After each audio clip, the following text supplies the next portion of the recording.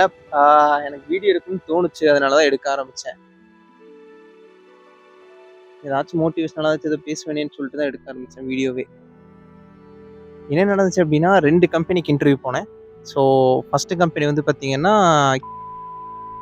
So அதில வந்து பார்த்தீங்கன்னா, ஆப்டிட்யூட் முடிச்சேன், டெக்னிக்கல் ரவுண்ட் முடிச்சேன். அதுக்கப்புறம் ஹெச்ஆர் ரவுண்ட்ல வந்து பார்த்தீங்கன்னா, சேலரி நெகோஷியேஷன் பண்ணும்போது, சேலரி பேக்கேஜ் அதிகமா இருக்குங்கிற மாரி சொல்ட்டாங்க. ஸோ அதுவும் இல்லாம நீங்க எம்என்சில ஒர்க் பண்ணியிருக்கீங்க. எம்என்சில ஒர்க் பண்ணவங்க வந்து பார்த்தீங்கன்னா, இப்போதைக்கு இந்த ரோலுக்கு தேவையில்ல அப்படிங்கிற மாரியும் ஹெச்ஆர் சொன்னாங்க.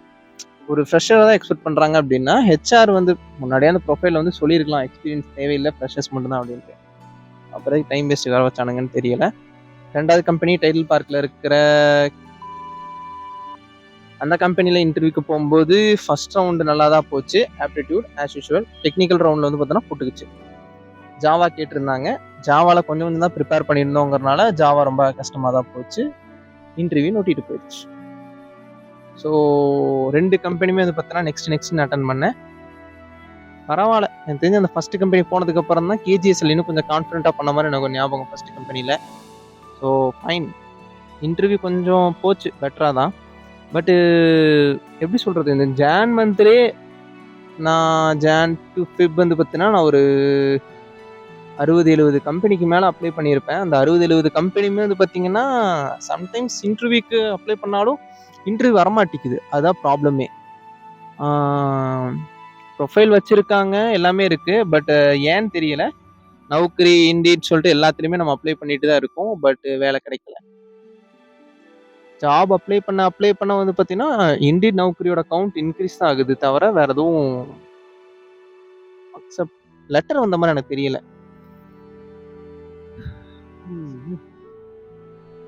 வீடியோ எடுத்தாவாச்சும் கொஞ்சம் பாசிட்டிவா போகும்ன்னு பார்த்தா, அதோட நெகட்டிவா தான் போயிட்டு இருக்கு. இருக்கிற சிச்சுவேஷன சொல்ல சொல்ல அவ்வளோ மோசமா போற மாரி எனக்கு ஒரு ஃபீலா இருக்கு. ஏன்னே தெரியல.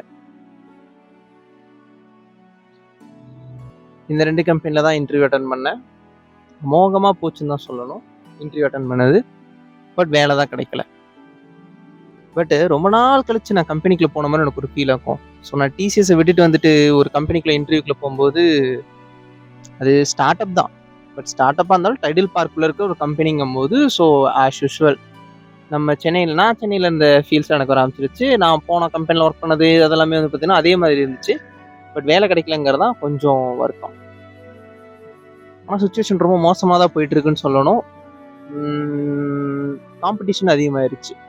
ஃப்ரெஷர்ஸும் வந்து பார்த்தீங்கன்னா அதிகமாயிட்டாங்க வேலை கிடைக்கிறதுல. ஸோ இன்னும் வேற ஏதாச்சும் ட்ரிக் பண்ணியாச்சும் வேலை வாங்கணும். ஓகே. ஓகே. நம்ம நிலைமை என்ன அப்படின்னா, தெளிவா எக்ஸ்பிளைன் பண்றேன். ஓகே. ஃபர்ஸ்ட் ஆஃப் ஆல் என்கிட்ட சுத்தமா கையில காசு இல்ல. சுத்தமா இல்ல. டிசிஎஸ்லேருந்து வந்த கொஞ்சம் நெஞ்சம் சேவிங்ஸையும் வந்து பார்த்தோன்னா, ஃபுல்லா செலவாகிருச்சுன்னு தான் சொல்லணும். 4 மாசம் வந்து பார்த்தோன்னா சர்வைவ் பண்ணியிருக்கேன். வீட்லேருந்து கொஞ்சம் கூட காசு வாங்கல. ஸோ அதிலேயே பாதி அமௌண்ட் போயிருச்சு. இப்ப என்ன ப்ராப்ளம் அப்படின்னா, எனக்கு பைக் சர்வீஸ் வந்துருச்சு. பைக்ஸ் வந்து பார்த்தீங்கன்னா, ரொம்ப சத்தம் வருது. அத வேற சர்வீஸ் குடுக்கணும். சுத்தமா கையில காசு இல்லங்கும்போது பைக்குக்கு வேற சர்வீஸ் குடுக்க முடியல. அது ஒண்ணு. பெட்ரோல் போட முடியல. ஸோ இப்போதைக்கு வந்து பார்த்தோன்னா, நான் எங்க அப்பாட்ட இருந்து தான் காசு வாங்கிட்டு இருக்கேன். ரூ. 100 ரூ. 200ன்ட்டு. பட் அந்த பெட்ரோல் கேட்கறதே எனக்கு ஒரு மாரி சங்கட்டமா இருக்கு. அது ஏன்னே தெரியல. எங்க அப்பா கிட்ட இருந்து தான் வாங்குற காசு. பட் என்னால கேட்கவும் முடியல. அவர் குடுத்தாலும் என்னால அக்செப்ட் பண்ணிக்க முடியல. அது ஒரு ப்ராப்ளம் இருக்கு என்கிட்ட. ஏன்னா, நான் சென்னையில இருந்த வரைக்கும் வந்து பார்த்தீங்கன்னா, என் வண்டிக்கு நான் தான் பெட்ரோல் போட்டுருக்கேன். 500க்கு மேல தான் வந்து பார்த்தீங்கன்னா பெட்ரோல் போடுவேன். அத நான் யோசிச்சு கூட பார்த்தது கிடையாது. ஏன்னா, அப்ப என்கிட்ட வந்து பார்த்தீங்கன்னா கையில காசு இருந்துச்சு. ஸோ எப்படி சொல்றது? வாரத்துக்கு 2 வாரத்துக்கு ஒரு வாட்டி நான் 500 சொல்லி பெட்ரோல் போட்டுருவேன். அப்ப வந்து பார்த்தீங்கன்னா, ரொம்ப கேஷுவலா அந்த காசு குடுத்துட்டு இருந்தது. இப்ப என்ட்ட ரூ. 100 கூட இல்லங்கும்போது எனக்கே கொஞ்சம் ஷாக் அளிக்கிற விதமா இருக்கு. ஸோ அது ஒரு சிச்சுவேஷன். அப்புறம் பெட்ரோலுக்கும் காசு இல்ல. நான் அடுத்து ஏதோ வெயிட் பண்ணிட்டு இருக்கேன். அப்புறம் டிசிஎஸ்லேருந்து பிஎஃப் மணி வர வேண்டியது இருக்கு. ஸோ அந்த பிஎஃப் மணி வந்துச்சு அப்படின்னா, கொஞ்சம் எனக்கு ஃபினான்ஷியலா சப்போர்ட்டா இருக்கும். நெக்ஸ்ட் ஜாப் தேடுறதுக்கு எனக்கு அது ரொம்ப யூஸ்ஃபுல்லா இருக்கும். அது ஒண்ணு. அதுக்கப்புறமேல வந்து பார்த்தீங்கன்னா, என்னோட சில பல யுடெமி கோர்ஸஸும் சில சர்டிஃபிகேஷன்ஸ் இருக்கு. அதுக்கும் நான் பே பண்றது கொஞ்சம் எனக்கு ஈஸியா இருக்கும். நான் இந்த சிச்சுவேஷன்லயும் படிச்சுட்டு தான் இருக்கேன். நான் ஸ்டாப் பண்ணவே இல்ல. அது ஒண்ணு. அதுக்கப்புறம் 2வது ப்ராப்ளம் என்னால் என் வீட்டில் உட்காந்து சாப்பிட முடியலன்னு சொல்லணும். ஸோ உடனே வந்து பார்த்தீங்கன்னா நான் ஹோட்டலில் சாப்பிட்டு பழகிட்டேன், அதனால வீட்டு சாப்பாடு இறங்கலன்னு மட்டும் நினைக்காதீங்க. ஆம், பசி எடுத்தாலும் எங்கள் அப்பா முன்னாடி உட்காந்து சாப்பிட்றதுக்கு எனக்கு பிடிக்கல. ஏன்னா எந்த ஒர்க்கும் இல்லை என்கிட்ட, வேலையே இல்லை, சும்மா தண்டமாக வீட்டில் உட்காந்துட்டு சாப்பிட்டுட்டு இருக்கிற மாதிரி எனக்கு ஒரு ஃபீலு. பட் என் ஃபேமிலி இதை வந்து திங்க் பண்ணவே இல்லை. அப்படி நான் வேலைக்கு இல்லை, வேலைக்கு போகல அப்படிலாம் சொல்லி ஃபீல் பண்ணவே இல்லை. அவங்க நார்மலாக தான் பார்க்குறாங்க. ஒரு நாள்னா ஒரு நாள் வேலை கிடைக்கும் அப்படிங்கிற மாதிரி தான் பார்க்குறாங்க. பட் என்னால் அதை அக்செப்ட் பண்ணாமல் இருக்க முடியல. எங்கள் அப்பா வந்து சாப்பிட உட்காந்துட்டு இருக்கும்போது நான் மேக்ஸிமம் அந்த என்னோட ரூம்லேயே போய் உட்காந்துக்கலாம், அவர் போனதுக்கப்புறம் போய் சாப்பிட்டுக்கலாம் அப்படிங்கிற மாதிரி பண்ணிட்டு இருக்கேன். பட் அது ஒரு தப்பான ஹேபிட்னு எனக்கே தெரியுது. நானே வந்து பார்த்தோன்னா டிமோட்டிவேஷனுக்குள்ள போகிறக்கான அறிகுறியெல்லாம் நான் பண்ணிட்டு இருக்கேன்னு எனக்கு நல்லாவே தெரிஞ்சிச்சு. ஸோ அதை முதல்ல உடைக்கணும். எங்கள் அப்பா கேஷுவலாக தான் என்னை பார்க்குறாரு. ஒர்க்கு ஒரு நாள்னா ஒரு நாள் கிடைக்கும் அப்படிங்கிற மாதிரி தான் எங்கள் அப்பா கேஷுவலாக பார்க்குறாரு. பட் எனக்கு தான் வந்து பார்த்தீங்கன்னா எந்த வேலையுமே பண்ணாமல் நம்ம போய் அவருக்கு ஈக்குவலாக சாப்பிட்றதா அப்படிங்கிற மாதிரி எனக்கு ஒன்று தோணுது. 2வது எங்கள் மாதாஜி, அவனை பற்றியும் சொல்லி ஆகணும். ஸோ என்ன ஆச்சு அப்படின்னா, நான் மேக்ஸிமம் இப்போ தான் இன்டர்வியூக்கு போயிட்டு வந்தேன் அப்படின்னா, வீட்டில் போய் உட்காந்தேன் அப்படின்னா, என்னாச்சு தம்பி வேலை கிடச்சிருச்சா, என்னாச்சு விச்சு வேலை கிடச்சிருச்சா அப்படின்னு சொல்லி கேட்பாங்க. ஸோ அவங்களுக்கு ஒரு ஹாப்பினஸ், எனக்கு வேலை கிடச்சா அவங்களுக்கு கொஞ்சம் சந்தோஷமா இருக்கும் தான் எனக்கு புரியுது. பட் அவங்க அதை கேட்கறதுனால வந்து பார்த்தீங்கன்னா நமக்கு கொஞ்சம் ஹர்ட்ஃபுல்லாக இருக்குது. ஏன்னா இன்டர்வியூவில் நம்ம அப்போ தான் செருப்படி வாங்கிட்டு வந்திருப்போமா, வந்த உடனே வந்து பார்த்தோன்னா எங்கள் அம்மா அதான் கேட்கும். கேட்ட உடனே வந்து பார்த்தோன்னா வேலை கிடைக்கலன்னுலாம் சொல்ல முடியாது. நான் அப்படியே வந்து பார்த்தோன்னா பார்க்கலாம், இன்டர்வியூ அட்டன் பண்ணிட்டு வந்திருக்கேன் அப்படிங்கிற மாதிரி நான் சொல்லி மழுப்பிடுவேன். பட் எனக்கு தெரியும் இன்டர்வியூ ரிசல்ட் எப்படி வரும் அப்படின்னு சொல்லி, புட்டுக்குச்சு அப்படின்னு சொல்லி. ஸோ அந்த ஒரு ரீசனுக்காகவே இப்போலாம் எனக்கு வீட்டுக்கு போகிறக்கே பிடிக்கல. எங்கேயாச்சும் ஒரு இடத்துல உட்காந்துட்டு அதுக்கப்புறமேல வந்து பார்த்தோன்னா நைட் தூங்குறதுக்கு வந்து வீட்டுக்கு போய்க்கலாம் அப்படிங்கிற மாதிரி இப்போ தோணிட்டு இருக்கேன்.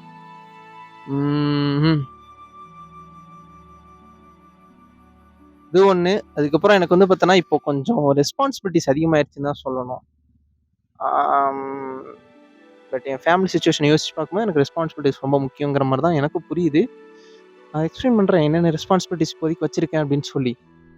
ஃபஸ்ட்டு ஒன்று, எங்கள் அப்பா அம்மாவுக்கு ஹாப்பினஸ் கொடுக்கணும். ஸோ நான் வந்து பார்த்தோன்னா லட்சமாலாம் சம்பாதிக்கணும் அவசியம் இல்லை. நான் ஒரு ஒர்க்குக்கு போனாலே அது கொஞ்சம் அவங்களுக்கு ரொம்ப ஹாப்பினஸ்ஸாக தான் இருக்கும். அது எனக்கு தெரியும். ஏன் அப்படின்னா நான் காலேஜ் முடித்த உடனே வேலைக்கு போயிட்டேன். ஸோ இப்போ வேலை இல்லாமல் நான் வீட்டில் இருக்கிறதே அதை பார்த்துட்டு அவங்க ரொம்ப ஃபீல் பண்ணுறாங்க எங்கள் வீட்டில். என்ன சொல்கிறாங்க அப்படின்னா, தண்ணி குடிக்க போகும்போது தான் இதை நோட் பண்ணேன். எங்கள் அம்மா வந்து பார்த்தோன்னா இன்னும் உனக்கு வேலை கிடைக்கல, எப்போ தான் வேலை கிடைக்கும்னு சொல்லி எங்கள் அப்பா கிட்ட கேட்க, எங்கள் அப்பா வந்து பார்த்தோன்னா அமைதியாக அவன் வீட்டில் இருக்க அப்படின்னு சொல்லி சொல்ல, எனக்கு அது ஒரு மாதிரி எப்படி சொல்கிறது, சங்கட்டமாக தான் இருக்குது இந்த சுச்சுவேஷன்ஸ்லாம். பட் எனக்கு வேறு வழி இல்லை, நான் வீட்டில் தான் இருக்கணும் வேலை கிடைக்கிற வரைக்கும். இலையெல்லாம் உழுகுது. ஸோ இது ஒன்று. இது என் ஃபேமிலியில் வந்து பார்த்தோன்னா நான் முக்கியமாக நினைக்கிறது, என் வேலை கிடைச்சா மட்டும் தான் என் வீடு கொஞ்சம் ஹாப்பினஸ்ஸாக இருக்கும். நானும் அவங்கள்ட்ட கொஞ்சம் சிரித்து ஈஸியாக பேசுவேன்னு நினைக்கிறேன். இப்போ என்கிட்ட வேலை இல்லைங்கிறனாலே வந்து பார்த்தோன்னா நான் மேக்ஸிமம் யாரும் இப்படி பேசுறது இல்லை, அவாய்ட் பண்ணிட்டு இருக்கேன். ஒரு எப்படி சொல்கிறது, எல்லா டைமும் அந்த ஒரு மைண்ட் செட்டுமே எனக்கு தோணிக்கிட்டே இருக்கு. ஸோ அது ஒன்று. ஸோ என்னோட 2வது ரெஸ்பான்சிபிலிட்டிஸுங்கும் போது வந்து பார்த்தீங்கன்னா, எனக்கு ஒரு அக்கா இருக்காங்க. ஸோ இப்போ வேறு அவங்க ப்ரெக்னெண்ட்டாக இருக்காங்க. மேக்ஸிமம் அவங்களே எல்லா செலவு பார்த்துப்பாங்க, ஓகேவா, அது ப்ராப்ளம் இல்லை எனக்கு. பட் இஃப் இன் கேஸ் ஏதாச்சும் கான்ட்ரிபியூட் பண்ணணும் அப்படின்னா, ஏதாச்சும் நான் கொடுக்கணும் அப்படின்னா, நான் ஏதாச்சும் ஹெல்ப் பண்ணணும் அப்படின்னா என்கிட்ட எதுவுமே இல்லையே, எனக்கு அது ஒரு வருத்தமாக தான் இருக்குன்னு சொல்லி ஆகணும். ஃப்ராங்காக சொல்ல போனோம் அப்படின்னா, போன வாரம் வந்து பார்த்தீங்கன்னா எங்கள் அக்காவை நான் ஒரு செக்கப்புக்கு கூட்டு போனேன். ஆஸ் யூஷுவல் நார்மல் செக்கப்புக்கு தான். ஸோ போயிட்டு வரும்போது வந்து பார்த்தீங்கன்னா எங்கள் அக்கா வந்து பார்த்தோன்னா நெக்ஸ்ட் இது பண்ணணும், அப்புறமேல வந்து பார்த்தோன்னா டாக்டர் கிட்ட அது பேசணும் அப்படின்னு சொல்லும்போது வந்து பார்த்தீங்கன்னா, அவள் வந்து பார்த்தோன்னா அவ்வளோ பட்ஜெட் ஃப்ரெண்ட்லியாக வந்து பார்த்தோன்னா எல்லாத்தையும் கணக்கு போட்டுட்டு இருந்தா. ஸோ எனக்கு இவ்வளோ அமௌண்ட் ஆகும் இவ்வளோ அமௌண்ட் ஆகும் அப்படின்னு சொல்லிட்டு. அப்போ வந்து பார்த்தோன்னா எங்கிட்ட ₹1 கூட அவங்க கேட்கல, எங்கள் ஃபேமிலிட்டையும் ₹1 கூட கேட்கல. ஏன்னா அவளே வந்து பார்த்தோன்னா எல்லாத்தையும் எடுத்து வச்சுக்கிட்டா. பட் இந்த இடத்துல வந்து பார்த்தோன்னா என்கிட்ட ஒரு சேலரி இருந்துச்சு அப்படின்னா நான் கொஞ்சம் கொடுத்துருக்கலாமே அப்படிங்கிற மாதிரி எனக்கு தோணுச்சு. இந்த இடத்துல தான் நான் ரொம்ப கொஞ்சம் ஃபீல் பண்ண மாதிரி எனக்கு ஒரு எப்படி சொல்கிறது, எதுவுமே பண்ண முடியலையே அப்படின்னு சொல்லிட்டு. ஒரு பக்கம் ஃபேமிலிக்கும் கொடுக்க முடியல, இன்னொரு விஷயம் என் ஃபேமிலி வந்து பார்த்தீங்கன்னா டிபெண்ட் பண்ணவே இல்லை. இப்போ நான் வந்து பார்த்தீங்கன்னா ஒரு காசு கொடுக்குறதுலங்க எப்பா வந்து கனெக்ட் பண்ணதே இல்லை. அவர் வந்து பார்த்தீங்கன்னா உனக்கு எப்போ கிடைக்குதோ அப்போ தான் கொடுப்பேன் அப்படிங்கிற மாதிரி வந்து பார்த்தீங்கன்னா ரொம்ப கேஷுவலாக சொல்லிட்டு போயிட்டாரு. ஸோ அது ஒரு ப்ராப்ளம் இல்லை. ஆனால் ஒரு மாதிரி உறுத்தல் இருந்துகிட்டே தான் இருக்குன்னு சொல்லலாம். அது ஒண்ணு. அதுக்கப்புறம் வந்து பார்த்தீங்கன்னா, எங்க அக்கா வந்து பார்த்தீங்கன்னா, அவ்வளோ பட்ஜெட்லாம் போட்டு இவ்வளோ கரெக்ட்டா பண்ணணும். எங்க பாவாக்கு இவ்வளோ குடுக்கணும் அப்படின்னு சொல்லி அவ கரெக்ட்டா சொல்லும்போது வந்து பார்த்தீங்கன்னா, நம்மளும் கொஞ்சம் குடுத்துருந்தா அவங்களுக்கு ஹெல்ப்ஃபுல்லா இருந்திருக்குமோ அப்படிங்கிற மாரி தோணுச்சு. ஆ இந்த இடத்துல நான் கொஞ்சம் வேலைக்கு போணுங்கிற மாரி எனக்கு ரொம்ப உறுத்திக்கிட்டே இருந்துச்சு. ஸோ அது ஒண்ணு. அதுக்கப்புறம் இஃப் இன் கேஸ் ஏதாச்சும் ஃபங்ஷன் வச்சாங்க அப்படின்னா, நான் எப்படி வந்து பார்த்தீங்கன்னா, ஃபேஸ் காட்டுறது எனக்கு புரியவே இல்ல. ஸோ நெக்ஸ்ட் வந்து பார்த்தீங்கன்னா, எங்க அக்காவோட ஒரு ஃபங்ஷன் வேற இருக்கு. பேபி ஷவர் ஃபங்ஷன் வேற இருக்கு. இப்ப எப்படி நான் மூஞ்சிய காட்டுறதுன்னே எனக்கு தெரியல. வேலை வேற இல்ல. ஸோ எனக்கும் புரியல. அது வேற யோசிக்கணும். எப்படி இருந்தாலும் ஒரு 50 பேராச்சும் வருவானுங்க எனக்கு தெரிஞ்சு. எனக்கு தெரிஞ்சவங்க ஒரு 50 பேராச்சும் வருவாங்க. அந்த 50 பேருமே கேள்வி கேட்பாங்க. "என்ன பண்ற? என்ன வேலைய விட்ட? ஏன் 1000 இதுன்னு சொல்லிட்டு." இப்ப நான் அத வேற யோசிக்கணும். ஃபங்ஷன் சொல்லி சந்தோஷமா இருக்க விட மாட்டானுங்களாக்கும். நானே வந்து பார்த்தீங்கன்னா, எங்க வீட்டு ஃபங்ஷன்ங்கும்போது சந்தோஷமா இருக்கலாம்னு நெனைக்கிறேன். ஏன்னா, இதான் வந்து பார்த்தீங்கன்னா, எனக்கு தெரிஞ்சு விவரம் தெரிஞ்சு ஒரு ஃபர்ஸ்ட் நடக்கிற ஒரு ஃபங்ஷன். ஆம். ஸோ அதுவும் என்னோட சிஸ்டரோட ஃபங்ஷனுங்கும்போது வந்து பார்த்தீங்கன்னா, நான் ஹேப்பியா கூட இருப்பேனான்னு எனக்கு தெரியல. இவனுங்கலாம் பார்க்கும்போது. வர்றவன் எல்லாருமே கேள்வி கேட்பான். "வேலைக்கு போயிட்டியா? வேலைக்கு போயிட்டியா?" அப்படின்னு சொல்லிட்டு. என்ன பண்றதுன்னே தெரியல. ஸோ இதெல்லாம் யோசிக்கும்போது தான் வந்து பார்த்தீங்கன்னா, எனக்கு கொஞ்சம் வேலை கிடைச்சிருந்தா நல்லா இருந்திருக்குமே அப்படிங்கிற மாரி இருக்கு.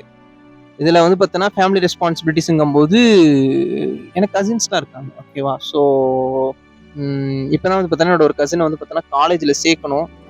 பட் என்கிட்ட சுத்தமா கையில காசே இல்ல. அவங்களுக்கு குடுக்கறக்கு. ஆ எங்க அப்பா கிட்ட தான் வந்து கேட்டாங்க. பட் எங்க அப்பா குடுத்தாரான்னு சொல்லி எனக்கு தெரியவே இல்ல. ஸோ இஃப் இன் கேஸ் என்கிட்ட நான் ஒரு ஒர்க்குக்கு போயிருந்தோம்னா, ஒரு ரூ. 10,000 வச்சு குடுத்துருக்க முடியுமே அப்படிங்கிற மாரி எனக்கு தோணுச்சு. அவன் காலேஜுக்கு ஏதாச்சும் ஹெல்ப்ஃபுல்லா பண்ணியிருக்க முடியுமே அப்படிங்கிற மாரி எனக்கு தோணுச்சு. இதுல இன்னொருத்தன் வந்து பார்த்தோன்னா, அதோட அல்டிமேட்டு எங்க இதுல வந்து பார்த்தோன்னா, எம்பிபிஎஸ் வந்து பார்த்தோன்னா, ஃபர்ஸ்ட் இவன் தான் வந்து படிச்சுட்டு இருக்கான். நீட்டுக்கெல்லாம் போயிட்டு இருக்கான். ஸோ இவனுக்கும் ஏதாச்சும் பண்ணணும் அப்படிங்கிற மாரி எனக்கு தோணுது. இஃப் இன் கேஸ் இவனுக்கு சென்னையில ட்ரெய்னிங் போட்டாங்கன்னா என்ன பண்றதுன்னு எனக்கு தெரியவே இல்ல. நான் இருந்த சென்னை ரூம் எடுத்து இவனுக்கு குடுக்கவும் முடியாது.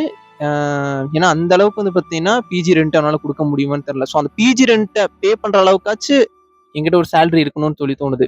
இஃப் இன் கேஸ் அவன் எம்பிபிஎஸ்ல பாஸ் ஆயிட்டு சென்னை போறான்னு வச்சுக்கோங்க. சென்னை போயிட்டான் அப்டின்னா, அவன் பார்ட் டைம் ஜாப் பார்த்து கூட இது பண்ணிப்பான். பட் அவனுக்குன்னு ஒரு 5,000, 2,000 ஒரு 3,000 குடுக்கறக்காவாச்சு எனக்கு கொஞ்சம் கையில காசு இருந்தா நல்லா இருக்குமே அப்படிங்கிற மாரி தோணுது. அதுக்கு வேலை முக்கியம் ரொம்ப. ஸோ வேலை தான் வந்து பார்த்தீங்கன்னா, இப்போதைக்கு இருக்கிற எனக்கு ஒரே ஒரு நீடு. ஸோ இதெல்லாம் தான் என்னோட ஃபேமிலி ரெஸ்பான்சிபிலிட்டீஸ். என்னோட ஷோல்டர் வந்து பார்த்தோன்னா, ரொம்ப ஹெவியா தான் இருக்குன்னு சொல்லி சொல்லணும்.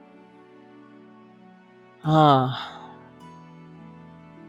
ஏன்னா நான் வேலையே கிடைக்கல. ஆனா அது பண்ணணும், இது பண்ணணும்னு சொல்லி முடிவெடுத்து வச்சிருக்கேன். இது மட்டும் இல்லாம, என்னோட ஃபினான்ஷியலாவும் இப்ப நான் ப்ராப்ளம்ஸ ஃபேஸ் பண்ணிட்டு இருக்கேன். ஃபேமிலிலயும் ப்ராப்ளத்த ஃபேஸ் பண்ணிட்டு இருக்கேன். இன்னொரு பக்கம் என்னோட லவ் லைஃப் அதுவும் ப்ராப்ளத்துல தான் போயிட்டு இருக்கு. ஆ ஐ கெஸ் எனக்கு 3 கால் வந்துருச்சு இப்பவே.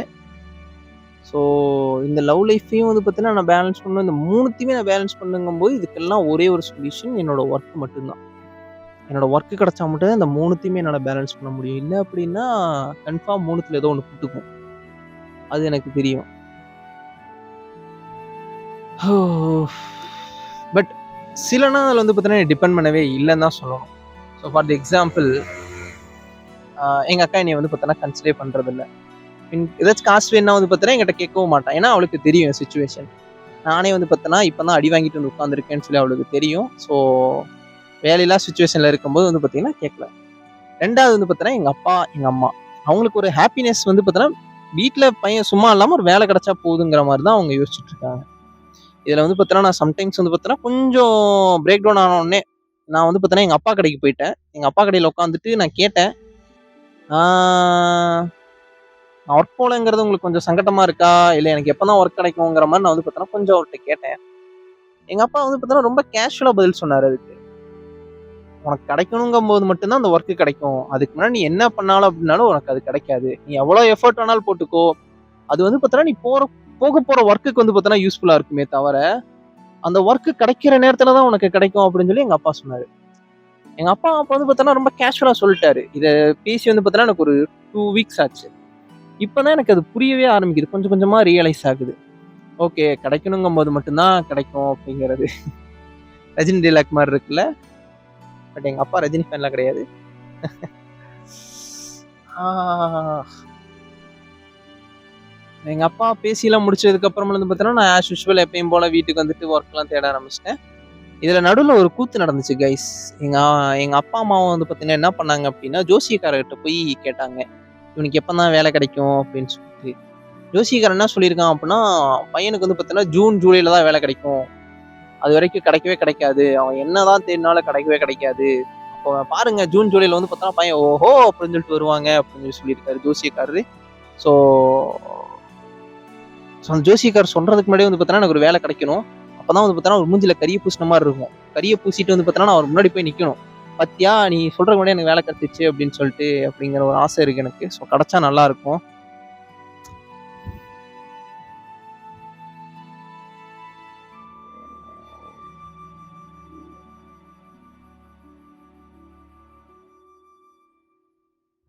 நெக்ஸ்ட் வந்து பார்த்தீங்கன்னா, என்னோட லவ். ஸோ இப்ப லவ்வுமே வந்து பார்த்தீங்கன்னா, எனக்கு ப்ராப்ளமா தான் போயிட்டு இருக்கு. ஸோ ஃபர்ஸ்ட் ஆஃப் ஆல் வந்து பார்த்தீங்கன்னா, ஃபினான்ஷியலா என்கிட்ட எதுவுமே இல்லங்கும்போது எங்களால வெளியவே போ முடியல. ஸோ வெளிய போறத நான் கம்மி பண்ணிட்டேன். நான் அவங்ககிட்டயும் சொல்லிட்டேன். ஸோ வெளிய போனா செலவாகுது. ஸோ கொஞ்ச நாளைக்கு கட்டுப்படுத்துவோம் அப்படின்னு சொல்லிட்டேன் செலவ. அதுக்கப்புறமேலு வந்து பார்த்தீங்கன்னா, 2வது விஷயம் வந்து பார்த்தீங்கன்னா, அவங்க சைட்ல மாப்பிள பார்த்துட்டு இருக்காங்க. ஸோ அதுக்குள்ளேயாவாச்சும் நான் வேலை கிடைச்சு கொஞ்சமாச்சும் போய் பேசணும். இதுவுமே பண்ணாம இருந்தோம் அப்படின்னா, இதுவும் நக்கிட்டு தான் போகும் அப்படிங்கிற மாரி உள் மனசு சொல்லிக்கிட்டே இருக்கு. லைஃப்ல 3 பக்கமும் சேர்ந்து செருப்படி வாங்கிட்டு இருக்கேன் அப்படின்னா, உங்களால நம்ப முடியுதா? ஒரு பக்கம் வந்து பார்த்தீங்கன்னா, என்னோட ஃபேமிலியோட ஹோப்ப உடைச்சுட்டு இருக்கேன். இன்னொரு பக்கம் வந்து பார்த்தீங்கன்னா, நான் ஃபேமிலிக்கு குடுக்க வேண்டிய கொஞ்சம் சப்போர்ட்டையும் நான் குடுக்காம இருக்கேன். இன்னொன்னு வந்து பார்த்தீங்கன்னா, புடிச்சவங்களுக்கான நான் பண்ண வேண்டியதுமே வந்து பார்த்தீங்கன்னா, செருப்படி வாங்கிட்டு இருக்கேன். ஸோ 3 பக்கத்துல இருந்து நான் செருப்படி வாங்கிட்டு இருக்கேன். அவன நான் பிரேக் பண்ணிட்டு இருக்கேன்னு தான் சொல்லணும். ஸோ அது ஒண்ணு. இந்த ஒர்க் கிடைச்சதுக்கு அப்புறம் தான் நான் அவங்கள்ட்ட ஃபேமிலில கொஞ்சம் பேசுறதுக்கு எனக்கு ஈஸியா இருக்கும். ஆ ஸோ ஒர்க்குக்காக தான் எல்லாமே வெயிட் பண்ணிட்டு இருக்கேன். ஆ கடைசியில எல்லாமே வந்து பார்த்தீங்கன்னா, ஒர்க் தான் அப்படிங்கிற மாரி எனக்கு சிச்சுவேஷன் வந்து அமைஞ்சிருச்சு. ம். இன்டர்வியூல நல்லா தான் கைஸ் பண்றேன் எனக்கு தெரிஞ்சு. நான் இன்டர்வியூல இம்ப்ரூவ் பண்ணணும் அப்படின்னா, என்ன பண்ணணும்? என்னோட இன்னும் கொஞ்சம் வந்து பார்த்தீங்கன்னா, ஃப்ளூயன்ட்டா இங்கிலீஷ் தான் பேசணும். ஸோ இது மட்டும் தான் நான் பண்ணணும். ஸோ நான் அதையும் பிராக்டிஸ் தான் பண்ணிட்டு இருக்கேன் டெய்லியும். ஸோ செல்ஃப் இன்ட்ரோ குடுக்கறதுலேருந்து, அதுக்கப்புறம் வந்து பார்த்தோன்னா, காமன் இன்டர்வியூ கொஸ்டின்ஸ்ல எல்லாமே இம்ப்ரூவ் பண்ணிட்டு தான் இருக்கேன். பட் வேலை கிடைக்கவே இல்ல. இது எப்படி தெரியுமா இருக்குது? ஸோ இப்ப என்னோட ஸ்டோரி எப்படி இருக்குன்னு நான் சொல்றேன். ஓகேவா உங்கள்ட்ட? நல்லா போயிட்டு இருக்க ஒரு கப்பலு. ஓகேவா? அந்த கப்பல் பேர் வந்து பார்த்தீங்கன்னா, டிசிஎஸ்ன்னு வச்சுக்கோங்க. அந்த டிசிஎஸ் கப்பல் வந்து பார்த்தோன்னா, நடுக்கடல்ல போயிட்டு இருக்கும்போது, கொஞ்சம் தூரம் போயிருந்தோம் அப்படின்னா, ஒரு நல்ல தீவோ இல்லைன்னா வந்து பார்த்தோன்னா, ஏதோ ஒரு இடத்தையாச்சும் நான் பார்த்திருப்பேன். நல்ல தீவுன்னு கூட சொல்ல முடியாது. ஏதோ ஒரு இடத்தையாச்சும் பார்த்திருப்பேன். ஒரு பாலைவனத்தையாச்சும் பார்த்திருப்பேன். பட் என்ன பண்ணிட்டேன், நான் கடல்ல இருந்து குதிச்சுட்டேன்.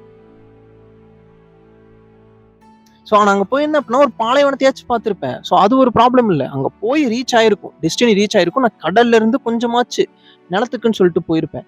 இப்ப என்ன ஆகி போச்சு அப்படின்னா, நான் நல்லா போயிட்டு இருந்த கப்பல் நடுக்கடல்ல இருக்கும்போது, கப்பல்ல இருந்து குதிச்சுட்டேன். நான் மட்டும் குதிச்சா பரவாயில்லையா? இல்ல. எனக்கு புடிச்சவங்களையும் சேர்த்து இழுத்துட்டு வந்துட்டேன். ஸோ இழுத்துட்டு வந்து பார்த்தீங்கன்னா, நடுக்கடல்ல இப்ப நான் தத்தளிச்சுட்டு இருக்கேன். ஏதாச்சும் சர்வைவல் போட் குடுத்து என்னைய காப்பாத்துங்களேன் அப்படின்னு சொல்லிட்டு. என் லைஃப் இப்ப அப்படிதான் இருக்கு. இந்த வீடியோ எடுக்கும்போது கொஞ்சமாச்சும் எனக்கு பரவாயில்லன்னு தான் சொல்லுது. ஏன்னா, நான் எவன்ட்டயுமே வந்து பார்த்தீங்கன்னா, அவ்வளவா புலம்புறதே இல்ல இப்பலாம். நான் போய் எங்க ஃபேமிலி கிட்ட சொல்லணும் அப்படின்னா, ஃபேமிலிட்டயும் சொல்ல முடியாது. ஏன்னா வந்து பார்த்தீங்கன்னா, நம்ம இப்ப உடைஞ்சுட்டோம்னு சொல்லி காட்டவும் முடியாது அவங்க கிட்ட போயிட்டு. எங்க அக்கா கிட்ட போய் சொல்லலாம் அப்படின்னா, எங்க அக்கா இப்ப இருக்கிற கண்டிஷனுக்கு அவ ஹெல்த்த மட்டும் தான் பார்த்தாகணும். நான் போயிட்டு எனக்கு வேலையே கிடைக்கல அப்படிலாம் சொல்லி புலம்ப முடியாது. ஏன்னா, அவ வந்து பார்த்தீங்கன்னா புலம்ப ஆரம்பிச்சுருவாரு. டாக்டர் இது சொன்னாங்க, அது சொன்னாங்க அப்படின்னு சொல்லி புலம்ப ஆரம்பிச்சுருவாங்க. சரி ஃப்ரெண்ட்ஸ் கிட்ட தான் போய் சொல்லலாம் அப்படின்னா, அவனுங்க காம்படிஷன் மாரி வச்சு நடத்துறானுங்க. என்னன்னே புரியல. நான் போய் புலம்பலாம் அப்படிங்கும்போது, அவனுங்களும் சேர்ந்து புலம்புறானுங்க. "என்ன நீ அடிச்சு காட்டுற, இப்ப பாரு நான் உன்னைய விட பெருசா அடிச்சு காட்டுறேன் பாரு" அப்படின்னு சொல்லி புலம்புறானுங்க. என்ன பண்றது அப்படி இப்படின்னு சொல்லிட்டு. அது மட்டும் இல்லாம நான் போனேன். அதாவது நான் ஒரு கம்பெனிக்கு இன்டர்வியூ போயிட்டு இருந்தேன் அப்படின்னா, அவனுங்களும் அதே கம்பெனிக்கு போயிட்டு வந்திருக்கானுங்க. ஸோ 2 பேரும் ஒரே செருப்படி வாங்கிட்டு இருந்தது மறுபடியும் ஷேர் பண்ணிட்டு இருக்கோம். ஸோ ஃப்ரெண்ட்ஸ் கிட்ட இப்ப என்னால புலம்ப முடியல. சரி, நமக்கு தான் வந்து பார்த்தீங்கன்னா, ஆளாச்சு இருக்குது. ஆளுகிட்ட புலம்பலாம் அப்படின்னு பார்த்தா, அவங்களுக்கு வந்து பார்த்தீங்கன்னா, நான் ஒரு எமோஷனல் சப்போர்ட் குடுக்கல அப்படிங்கிற மாரி சொல்லிட்டு இருக்கான். எனக்கு புரியவே இல்ல. நானே இங்க வந்து பார்த்தீங்கன்னா, நடுக்கடல்ல குதிச்சுட்டு இருக்கேன். இவனுக்கு எப்புட்றா நான் போய் சப்போர்ட் குடுக்க முடியும்? எனக்கே ஒரு சப்போர்ட் போஸ்ட் தேவடா. ஸோ இந்த மாதிரி சுச்சுவேஷன்ல என்கிட்ட எவன்ட்டுமே புலம்ப முடியாம இப்ப நானே எனக்கு புலம்பிக்கிறது கொஞ்சம் ஹாப்பியா தான் இருக்குது. அதுவும் எவனுமே இல்லை இங்க கேட்கறதுக்கு. ஒரே ஒரு அண்ணா மட்டும் உட்கார்ந்துட்டு இருக்காரு. அந்த அண்ணா மட்டும் தான் பாத்துட்டு இருக்காரு. அப்ப இருந்து இந்த பையன் ஏதோ கிறுக்குத்தனமா பண்ணிட்டு இருக்கான்னு சொல்லிட்டு. ஸோ இப்பெல்லாம் எனக்கு வீட்டுக்கு போறக்கே பிடிக்கல. ஏன்னா வீட்டுக்கு போனோடனே வந்து பாத்தீங்கன்னா ஒரு மாதிரி தனியா உட்காந்துட்டு நான் ப்ரிப்பரேஷன்லேயே பண்ணிட்டு இருக்கேன். ஸோ இந்த மாதிரி உட்காந்து பேசுறது எனக்கு ரொம்ப பிடிச்சிருக்குன்னு தான் சொல்லணும். ஒரு பக்கம் வந்து பார்த்தீங்கன்னா இப்போ என்னோட சுச்சுவேஷனை நான் இன்னும் கொஞ்சம் கிளியரா அண்டர்ஸ்டாண்ட் பண்ணிக்கிட்டேன். என்னோட சுச்சுவேஷனுங்கும் போது வந்து பார்த்தீங்கன்னா என்னோட ரெஸ்பான்சிபிலிட்டிஸ் தான் சொல்ல வரேன். எவ்வளோ ரெஸ்பான்சிபிலிட்டிஸ் வச்சிருக்கேன், என் ஷோல்டர் வந்து பார்த்தீங்கன்னா எவ்வளோ வெயிட்டை தாங்கிட்டு இருக்கு அப்படிங்கிறத நான் புரிஞ்சுக்கிட்டேன். இன்னொரு பக்கம் வந்து பார்த்தீங்கன்னா என்னோட ஒர்க்கோட ரொம்ப முக்கியத்துவம் எனக்கு ரொம்ப புரிஞ்சிருச்சுன்னு தான் சொல்லணும். நான் டிசிஸ்ல இருக்கிற வரைக்கும் ரொம்ப ஆடிட்டு தான் இருந்தேன். வேலையெல்லாம் விட்டாலும் வந்து பார்த்தீங்கன்னா நான் புதுசாக வேலை கிடைச்சிடும், நான் வந்து பார்த்தீங்கன்னா வேலையெல்லாம் எடுத்துருவேன் அப்படின்னு சொல்லிட்டு இப்போ வெளியே மார்க்கெட்டுக்குள்ள வந்ததுக்கு அப்புறம் தான் தெரியுது அதுவும் கஷ்டம் தான் அப்படின்னு சொல்லிட்டு. ஸோ வந்து பார்த்தோன்னா எனக்கு இது ஒரு நல்ல லெசன் தான். இன்னொரு பக்கம் வந்து பார்த்தோன்னா என்னோட ஃபினான்ஷியல் ப்ராப்ளம் தான். நான் இது வரைக்கும் வந்து பார்த்தோன்னா டிசிஎஸ்ல இருக்கிற வரைக்கும் காசு கண்ணா பின்னான்னு செலவழிச்சிட்டு இருந்தேன். இப்போ எனக்கு காசு வந்துச்சு அப்படின்னா கொஞ்சம் அதோட பக்கம் எனக்கு தெரிஞ்சிருச்சு. எந்த நேரத்தில் செலவு பண்ணணும், இதெல்லாம் பண்ணக்கூடாது அப்படின்னு சொல்லிட்டு. நான் அதுக்கப்புறமேல இன்னொன்று சொல்லணும் கைஸ். இப்போ எனக்கு நான் இன்டர்வியூ போய் எனக்கு 2-3 பேர் ஃப்ரெண்ட் ஆயிட்டாங்கன்னு சொல்லணும். ஏன் அப்படின்னா அவர் வந்து பார்த்தோன்னா கேஜிஎஸ்ல தான் வந்து முடிச்சார். அவர் பேர் சொல்ல வேண்டாம். அவர் வந்து பார்த்தோன்னா கேஜிஎஸ்ல தான் வந்து பார்த்தோன்னா முடிச்சாரு. முடிச்சுட்டு வந்து பார்த்தீங்கன்னா தலைவன் வந்து பார்த்தீங்கன்னா ஃபுல் ஸ்டாக் டெவலப்மெண்ட் கோர்ஸ் வேற போட்டிருக்கான் தலைவன். ஏன் கூட வந்து பார்த்தீங்கன்னா இன்டர்வியூ அட்டன் பண்ணிட்டு இருந்தான். நான் கேட்டேன் என்ன தலை நீ எதுக்கு தலை இன்டர்வியூக்குலாம் வர அப்படிங்கும்போது என்னப்பா பண்றது வேலை தேடிதானோ அப்படின்ட்டு. அவர் எனக்கெல்லாம் சீனியரு. நான் வந்து பார்த்தீங்கன்னா 2023 தானே பாஸ் அவுட்டு. அந்த ஆள் வந்து பார்த்தீங்கன்னா 2021 வேலை தேடிட்டு இருக்கான். நான் வந்து பார்த்தீங்கன்னா அவன்கிட்ட கேட்கறேன் என்னன்னா வேலையெல்லாம் கிடைக்குமா அப்படின்னு. அண்ணன்லாம் வேண்டாம் ப்ரோ நீங்க ப்ரோனே சொல்லுங்க அப்படின்னு சொல்லி அவர் சொல்றாரு. அண்ணா அவர் சொன்னாரு அவருக்கு வந்து பார்த்தோன்னா கொஞ்சம் ஆக்சிடென்ட் ஆயிருச்சு. ஸோ அதனால வந்து பார்த்தோன்னா ஜாபுக்குலாம் போக முடியாம வீட்டில் இருந்தாரு. இன்டர்வியூ டைம்லலாம் வந்து பார்த்தோன்னா இன்டர்வியூ அட்டன் பண்ண முடியாம இருந்துச்சு. இப்போதான் வந்து பார்த்தோன்னா இன்டர்வியூலாம் அட்டன் பண்ணிட்டு இருக்கேன் அப்படின்னு சொல்லி சொன்னாரு. அதெல்லாம் பார்க்கும்போது பார்த்தோன்னா எனக்கு கொஞ்சம் பரவாயில்ல நமக்கு கொஞ்சம் லக்கு தான். காலேஜ் முடிச்சோடனே வேலைக்கு போயிட்டோம் அப்படிங்கிற மாதிரி கொஞ்சம் லக் இருக்கு அப்படிங்கிற மாதிரி நினைச்சிட்டு இருந்தேன். ஏன்னா அவர்லாம் ரொம்ப பாவமா இருந்துச்சு. அவர் வந்து பார்த்தோன்னா என் கூட சேர்ந்து எல்லா இன்டர்வியூக்குமே வர ஆரம்பிச்சிட்டார். நான் முன்னாடியே ஃபோன் பண்ணி சொல்லிடுறது தலை இந்த மாதிரி ஒரு கேஜிஎஸ்ல போயிட்டு இருக்கு தலை வந்துருங்க இன்டர்வியூக்கு அப்படின்னு சொல்லிட்டு அவரு வந்துடுறாரு. நல்ல மனுஷன். ஆனா என்ன ரெஸ்யூமுக்கு தான் காசு கொடுக்க மாட்டேங்கிறாரு. 2 வாட்டி ஜெராக்ஸ் எடுத்து கொடுத்தேன், காசு தரல. காசு போட்டீங்கன்னா கொஞ்சம் நல்லா இருக்கும் இருக்கிற சுச்சுவேஷனுக்கு. ஓகே இப்படியே உட்காந்துக்கிட்டே புலம்பிக்கிட்டே இருக்க வேண்டியதான் கடைசி வரைக்கும். வீட்டுக்கு போகலாம், மறுபடியும் ப்ரிப்பரேஷன் பண்ணலாம், ஜாப் அப்ளை பண்ணலாம், ரெஸ்யூமை மறுபடியும் இம்ப்ரூவ் பண்ணுவோம், வேலைக்கு போக ட்ரை பண்ணுவோம். ட்ரையெல்லாம் இல்லை, வேலைக்கு போயே ஆகணும். வேலை ரொம்ப முக்கியமானது. பரவாயில்ல இந்த வீடியோ எடுத்தது பார்த்தீங்கன்னா எனக்கு கொஞ்சம் மோட்டிவேஷனலாச்சு இருக்கும்னு சொல்லி நம்புறேன். பார்க்கும்போது குழம்பி வைக்காம இருந்தா சரி, மறுபடியும் டிமோட்டிவேஷன் பண்ணாம இருந்தா சரி இந்த வீடியோஸ் எல்லாம் இனியே.